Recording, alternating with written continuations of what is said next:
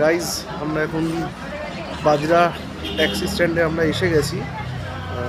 তো আমাদের গাড়ি এখনও আসেনি, ফোন করেছিলাম তো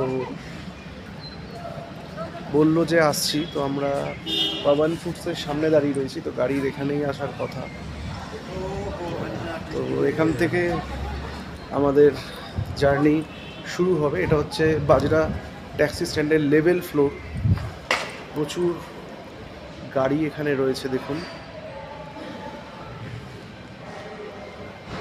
সব নর্থ সিকিম যাওয়ার জন্য এখানে। তো আমরা ফাইনালি বাজরা ট্যাক্সি স্ট্যান্ডে এখন। তো এরপর আমাদের জার্নি শুরু হবে, এখনো গাড়ি আসেনি।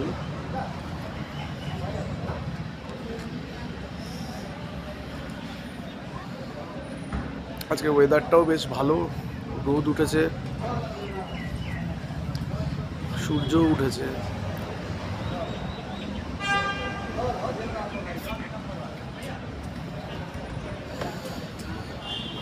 ঠিক আছে, তাহলে দেখা হচ্ছে।